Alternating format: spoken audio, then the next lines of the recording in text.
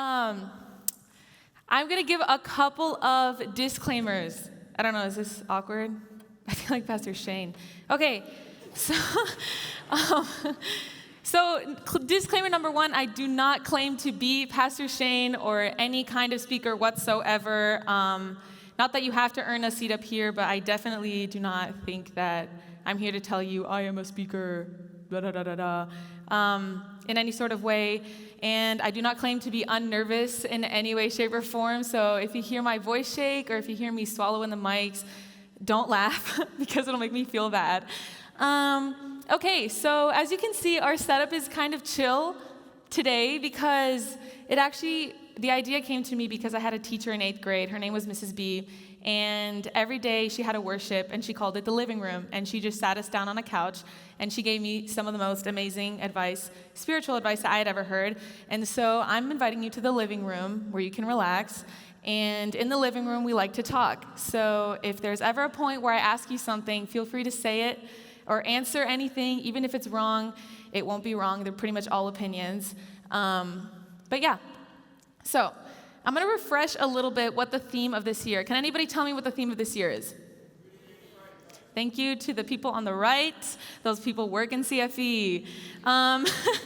Okay, so yes, rooted in Christ, and Proximity has an extra tagline, which is grounded and flourishing. So like we mentioned last week, we want to talk about things that we believe will be helpful to you and what God tells us in His Word help us to be truly grounded and flourishing in our faith. So obviously I wanted to talk about that. My sermon is titled, how did I put the first one? Yes. No? My sermon is titled 3 Stages of Spiritual Grounding. There it is. And that's exactly what I'm going to be talking about. I'm going to be covering what I believe are 3 important stages of being spiritually grounded. And here they are. So I'm going to have you repeat them after me, and then you're going to tell me what they are later, okay? Number 1, ungrounded. Don't sound so excited about it. Number 2, encountering ground. Thank you. And number 3, living on the ground.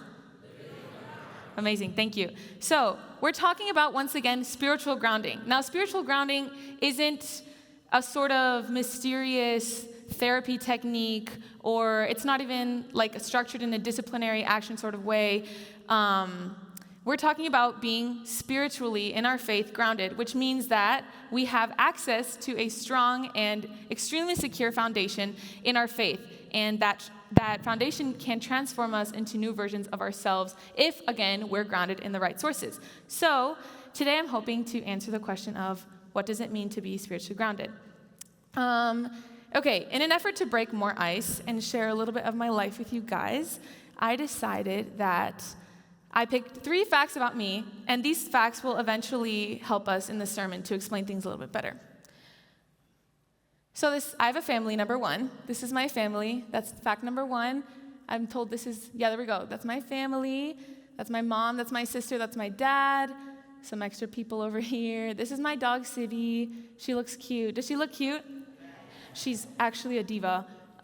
Here's proof, and she makes me laugh every day. She's the best ever. Okay, so, and again, that's my family, and this is my dad.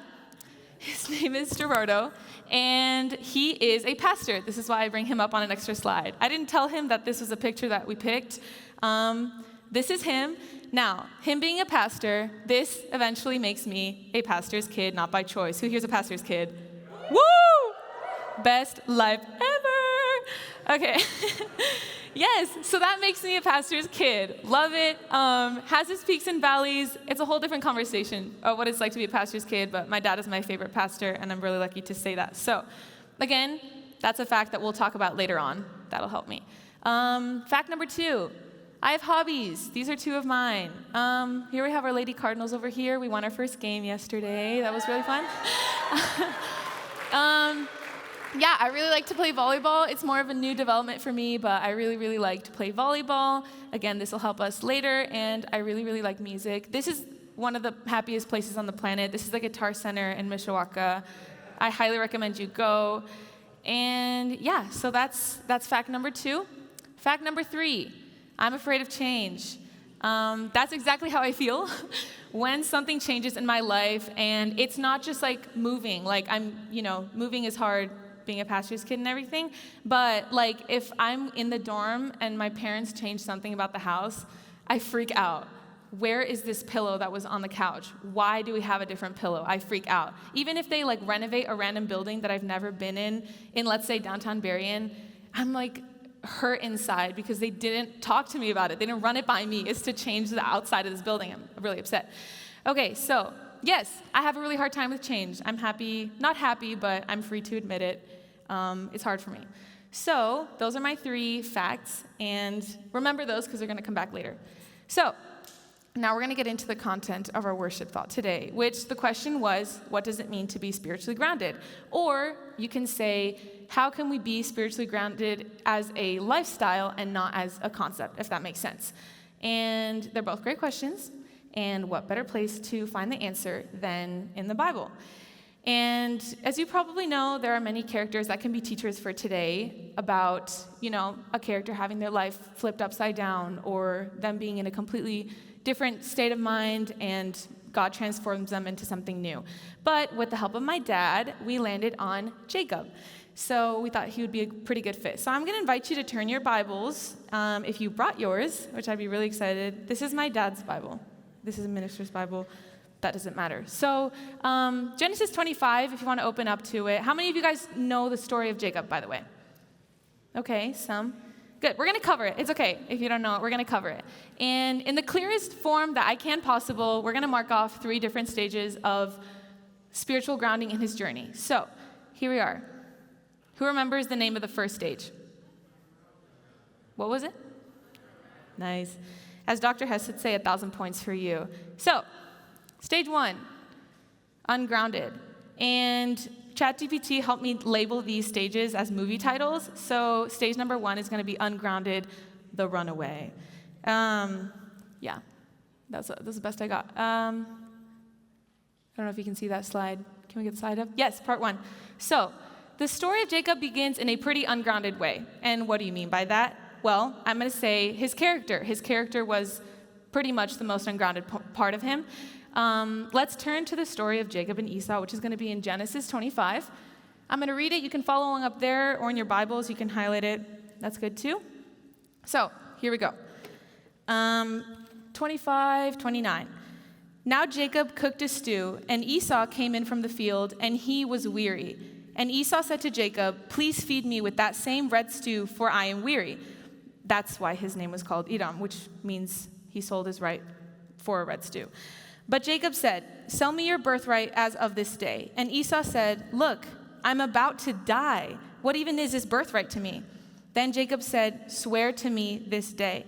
So he swore and sold his birthright to Jacob. And Jacob gave Esau bread and stew of lentils, and then he drank and ate and arose and went this way. Thus Esau despised his birthright. So, what's happened here?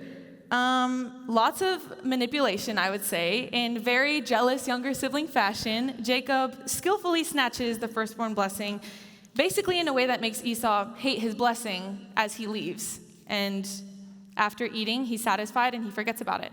So, I'd say well played. But what happens next? We see that he sells his birthright to Jacob for stew, and now Jacob decides to further this lie, and not to his brother, but to his father.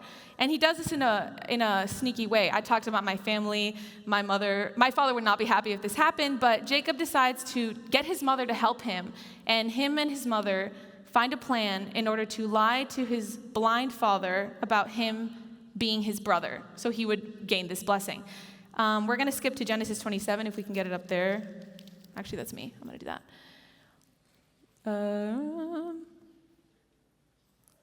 Genesis 27, 18. Yes, perfect. Okay, so now we're going to read. So he went to his father and said, "My father." And he said, "Here I am. Who are you, my son?" Jacob said to his father, "I am Esau, your firstborn. I've done just as you told me. Please arise, sit and eat of my game, that your soul may bless me." But Isaac said to his son, "How is it that you found it so quickly?" And he said, "Because the Lord your God brought it to me." Isaac said to Jacob, "Please come near, that I may feel you, my son, whether you really are my son Esau or not." So Jacob went near to Isaac his father, and he felt him and said, "The voice is Jacob's, but the hands are the hands of Esau." And he did not recognize him because his hands were hairy like his brothers. So he blessed him. Then he said, "Are you really my son Esau?" And he said, "I am." He said, "Bring it near to me, and I will eat of my son's game, so that my soul may bless you too." So he brought it near to him, and he ate, and he brought him the wine, and he drank.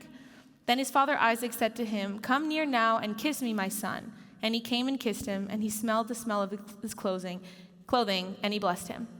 So then he goes on to give him a very flowery blessing, and for time's sake, I'm not going to read it. But there is the full transfer of the blessing in an instant.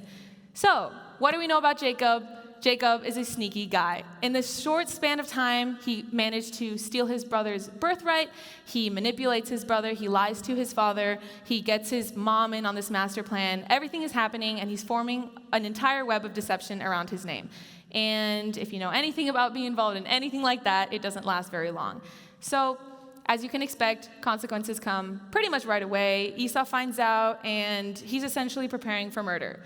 And this splits up the family entirely, and it forces Jacob to flee from his home. So now Jacob is not comfortable or his mother's favorite. He's not a mama's boy anymore. He's a fugitive, and he's out in the wilderness. And he's either going to die from the wilderness or from his brother. Things are not looking good.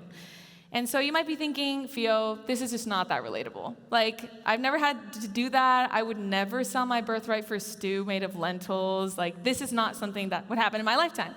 And I would agree to a certain extent, because if you put this in your own context of your life, we're going to think about what it looks like when we live ungrounded. So I'm not going to ask you to raise your hand. Don't raise your hand. But think about if you've ever been in a situation where you feel like you want to take control of your decisions instead of putting it in God's hands, or you try to become a different persona around certain people, and depending on what you think will please them or what you think you want to receive from them.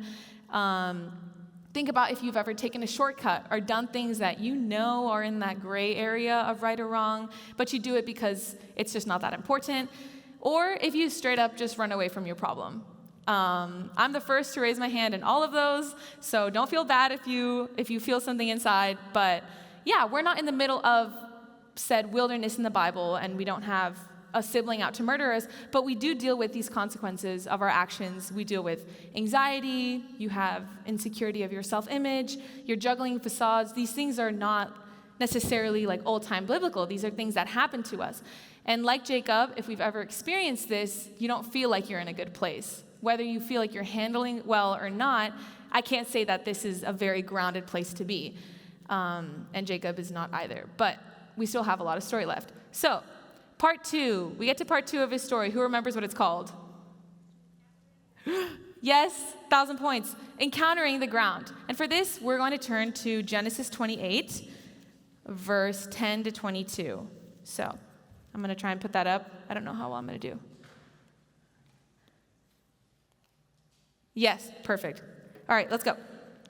So, now Jacob went out from Beersheba and went to Haran. So he came to a certain place and stayed there all night because the sun had set. And he took one of the stones of that place, put it at his head, and he lay down and slept. Then he dreamed, and behold, a ladder was set up on earth, and its top reached to heaven. And there the angels of God were ascending and descending on it. And behold, the Lord stood above it and said, "I am the Lord God of Abraham, your father, and the God of Isaac. The land on which you lie, I will give you and your descendants. And your descendants shall be as the dust of the earth. You shall spread abroad to the west and the east, to the north and the south, and in you and in your seed all the families of earth shall be blessed. Behold, I am with you and will keep you wherever you go, and will bring you back to this land, for I will not leave you until I have done what I have spoken to you." So we're going to pause there for a second. This is where Jacob finds his ground. This is that holy ground and foundation where God met him. So you've probably never checked it off your bucket list to be hidden in the wilderness, hiding from animals, but I know it's not uncommon for a lot of you to pick up somewhere and have to move to another place. I mean, for starters, you are at Andrews. So in some way, shape, or form, even if it was 5 minutes away, you had to pick yourself up and move yourself to a different spot. Something was new about Andrews, even if you're from here. As I said, fact number 1, I'm a pastor's kid, and the hardest question to answer as being a pastor's kid is, where are you from? And you could say, well, I was born here, but my dad is from here, and he married my mom in this area, and then we moved here, and then I spent 2 years here, and 6 years here, and I started high school, so I'm basically from Michigan. That's my story. But your life is defined by moving, essentially. And I remember the hardest feeling, one of the hardest feelings I had was moving to the U.S. for the first time. And it was the biggest move I've ever made, and it wasn't any wilderness per se, but it was scary. So imagine, whatever that situation looks like, being in an environment or a mental headspace that you've never been in, and you're vulnerable. Imagine this times 10. This is where Jacob's at. He has no connection, nothing. He's sleeping on a pillow rock. Like, he is not in good shape. And not only is his present uncertain, but his future just looks like it's going to be worse than what it is. But luckily for us, and luckily for Jacob, the brokenness that he's living in this time that we're reading in the Bible, that's like the perfect situation for God to do his work. And so here we're seeing that Jacob is given a dream. And what's he seen in his dream? A ladder, yes.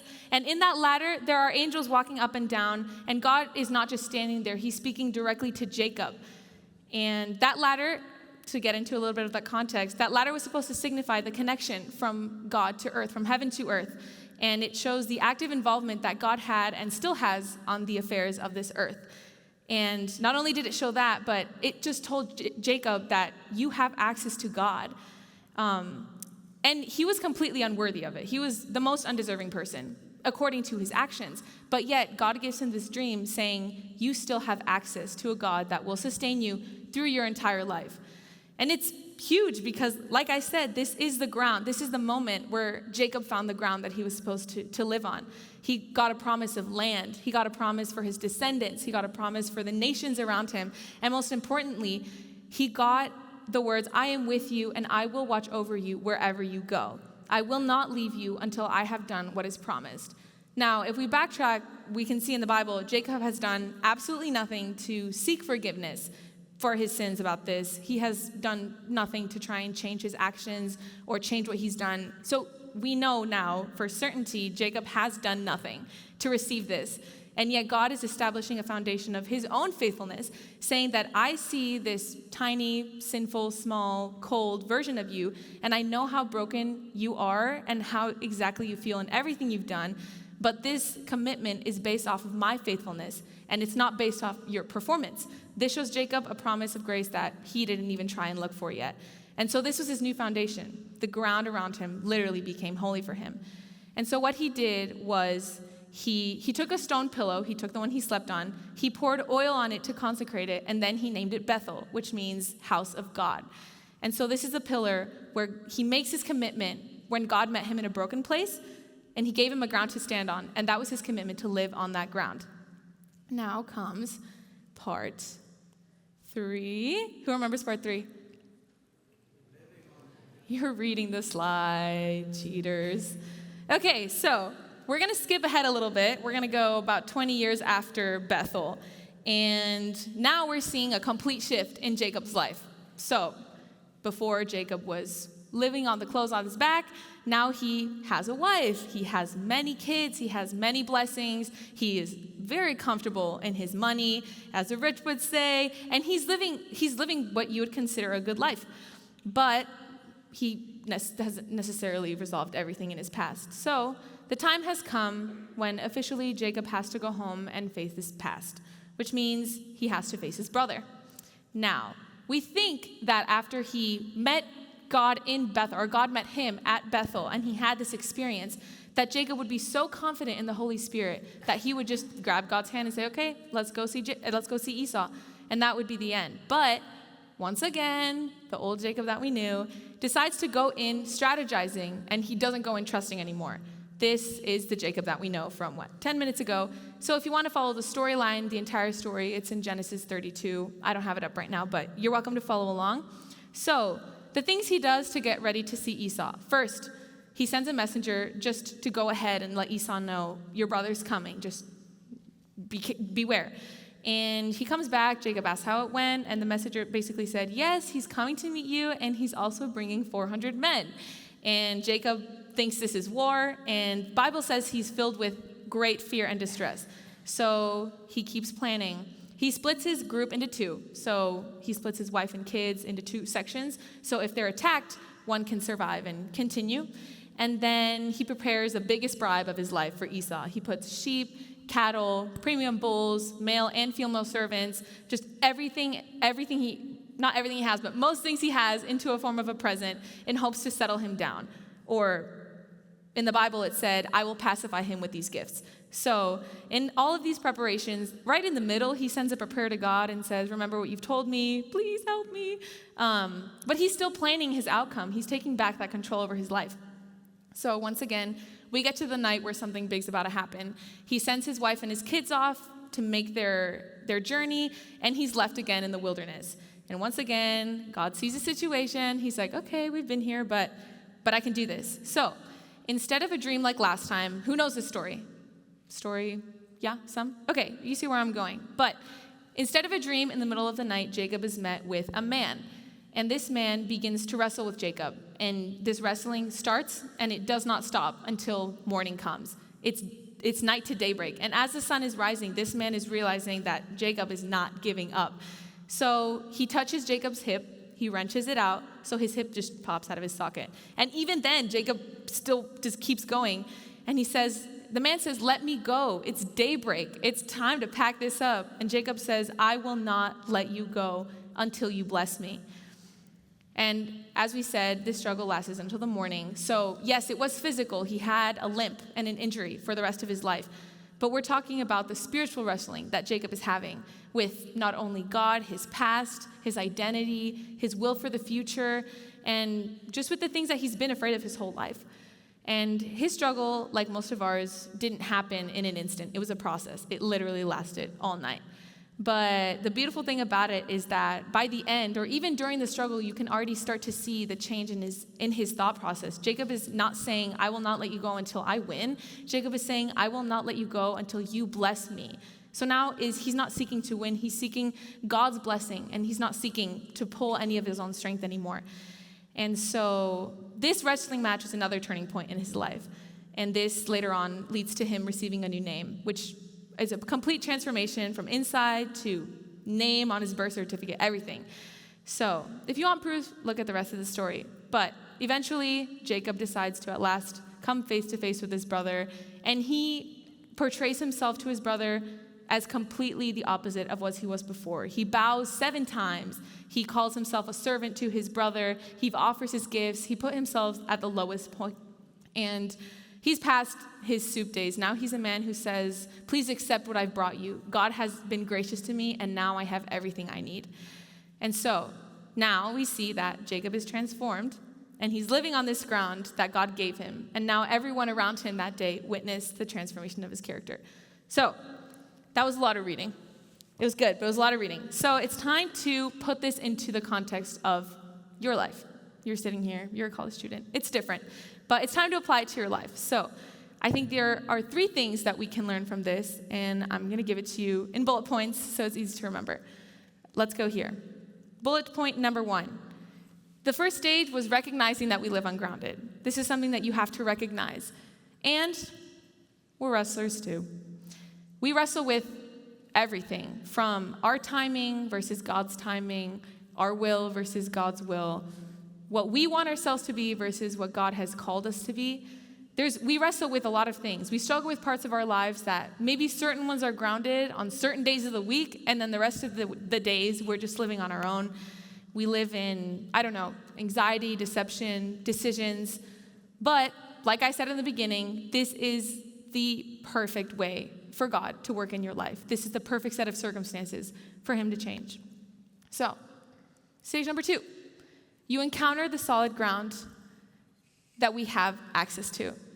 So when I say that it doesn't matter what your life looks like, I mean, it literally does not matter. You saw what Jacob was like, what his decisions, his character. It doesn't matter if you're into things that you know will harm your body, for example, or you're having thoughts that you know you don't want people seeing or hearing that you're having these thoughts, or if you apologize to Jesus maybe every day for forgetting to spend time with him, and it just keeps going and keeps going and keeps going, or you're hurt or anything, that again, you are the person that Jesus wants to work in. That is the exact kind of person that Jesus is looking for. And you are the person that this access was created for. That ladder was made for you. And we have that full, granted, free, premium, everything, all-time access to God's love. And the ground that we're offered is so much more successful, more strong, more secure than the ones that you've been living on. Again, it doesn't matter if your faith is not faithful. It doesn't matter if you haven't been 100% committed. The access is there at all times. It's not waiting on your performance. It's just him. And number 3, let's go here. Our response, our Bethel. This means going back to your base and transforming through the power of living on solid ground. So just like Bethel, we all have, or we will have, our Bethel moments where God met us at a place where we were and it becomes holy ground. And Jacob set up that pillar and he named it Bethel. And so that was a marker for him to remind him where God met him or where he spoke to him. And I mentioned that I like volleyball. And so, yeah, funny enough, the team we beat last night was called Bethel. So that was fun. Anyways, so the main thing that you have to remember on the floor, we do this when we run rotations. It's kind of a pick it up and preach moment. Bear with me. I love this game. But when you're on the floor and you're running around, you can get called out and get a point deducted. Something can go wrong if you're not simply in the place where you're supposed to be when the whistle blows. So if you're not in that rotation, then something will be called out on you. So that can cause you to be confused. It causes a delay. You can get a yellow card. We all start to play. We lose our heads. So that can be a little tiny mini chaos. But luckily for us, whenever we're out of rotation and we have to figure things out in practice, all coach has to say is go back to your base. And when we go back to our base, we reset, we see our base, and then we know where to go from there. So your base is like your Bethel, if you see where I'm trying to get at.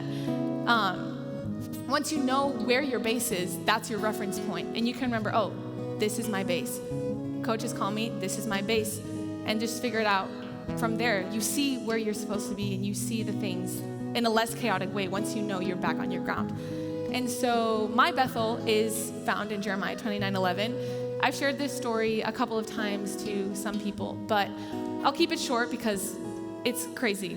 But essentially, the beginning of last year, I felt that a lot of things were shifting in my life, and I was constantly losing a grasp of a lot of them.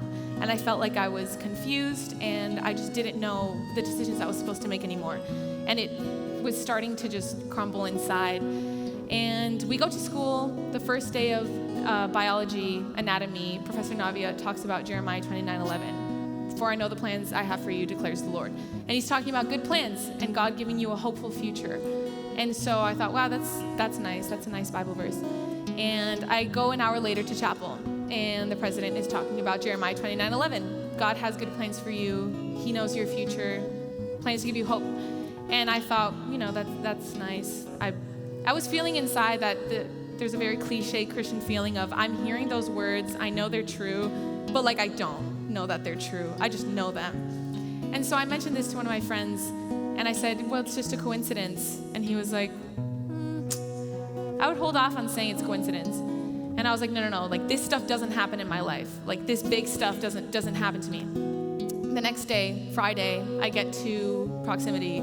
Alden announces that the theme for the entire year is Jeremiah 29:11. And he's talking about good plans. God has good plans for you. And so I'm thinking, whoa, okay, this is getting a little weird. And so I sit through the service and I'm starting to process, okay, this showed up 3 times. Maybe if it shows up again. After proximity, I go to Kyra's room. At the time we weren't rooming. We invite this new girl over that we just met. And we're talking, we're laughing, getting to know each other. And she's like, wait, I need to show you something on my phone. And so she picks up her phone and shows it to me. And her background is Jeremiah 29:11. So I'm starting to okay, Jesus. I think you're being a little louder here. But there's that Thomas doubt of you're showing me a million things, but I don't actually know if that's you. I wake up the next morning, I go to church. Guess what they're talking about? Jeremiah 29:11. And then the next day I get one on my notification. This crazy stuff to where the point of, over the summer, it just kept happening. And last Friday, I just kept thinking, I haven't seen Jeremiah 29:11 in a while. That was such a nice experience. We got through proximity. We did those little sticky notes that were on the wall. And at the end, I'm trying to take everything down. I'm frantic. And I look at the whole wall of sticky notes. I'm like, in my head, I'm not even praying. I just said, let's see if I can get a sticky note. God, if you want a sticky note to be given to me, give it to me. And I walk out, I grab one, and I look. For I know the plans I have for you, says the Lord. And at that point, I was like, I freaked out because that was my Bethel. That was the point where I looked back, and I was like, wow. Like, there were times I didn't even ask for it, and God was reminding me, like, I know I told you 1,000,000 times, and you're going to forget, but don't forget what I told you that time. I still have good plans for you. So if you have that sort of Bethel story, if you have that, just continue to go back to your base, continue to go back to your Bethel when things get chaotic, and that's going to help you through. And so at the end of this here, I put that there is a process of transformation, and it is beautiful. Now, there's 2 words in this paragraph, and I'm almost done. Take note of the word process, because this word, remembering it, can entirely eliminate any false expectations of the Christian life that you had that, for example, transformation is overnight. You can eliminate that. You can eliminate the fact that you don't have to be honest with yourself. That's false. Eliminate the fact that there aren't things to surrender and that you don't have to let go of the old person within you. That's not true. But also, there is a word that says beautiful, which eliminates all the false expectations in your life that say that you won't get more things that are worth it in your life than what you have right now. That your strength being lost isn't worth the strength that you're gaining through Him. And the transformation isn't immediate, but it's worth it, and other people will notice it too. Remember, I said I was afraid of change. I'm afraid of a lot of things. Change is not an easy thing for me, and internal change is even worse because it feels like that's the one thing I can control. But I promise you, the change that you will see in your life with Jesus is always going to be better. And so I'm going to have a little activity. Last Pick It Up and Preach, I promise. So take out your phone and hold it up like this. And Androids, that's acceptable too. Hold it up like this. Yes. So you see it right there. A phone in itself, I don't know enough about technology or software to know what it can do. Yes, pretty. I don't know enough what it can do, but I'm pretty sure that it's not programmed to do things by itself if you don't ask for it. So a phone in and of itself can't do that much. But I want you to look down on your bottom left corner and turn your flashlight on. Turn it on so you can see. You can see now that the whole entire room is full of light. So if you're looking around, you're seeing that, yes, the phone cannot turn itself on. But now you're putting it in my hand, and this is my phone. And I know exactly what I need to do. If the light's supposed to be on this phone, and the phone is given to me, I will turn the light on. And then once the light has been turned on, your vision changes. So number 1, you can see that what's in front of you, you can see differently. You can see lighter. And then if you look to your left and your right, other people can see that your light is on. And people can see it's not dark anymore. And that transformation is visible. And so other people can see it, not just you. That transformation, you're never going to go from dark to darker when you're with Jesus. The light will always transform into something better. So you can turn that off if you would like. So what am I trying to say with this?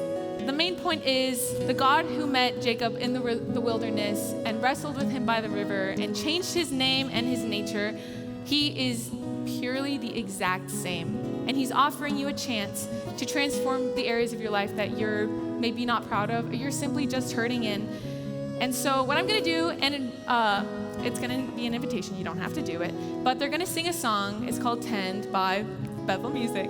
And it's going to be talking a lot about giving the areas of your life that need growth to God and the way He can transform them. So it's not going to be necessarily a sing along with them type of thing. If you brought something like we put on Instagram, if you brought something to write on, if you have Notes app, if you have a friend, this is just going to be a separate time where you can sit in prayer and just think about the things in your life that need some growing and they need some tending to. And you can think about the parts of your life that are not grounded.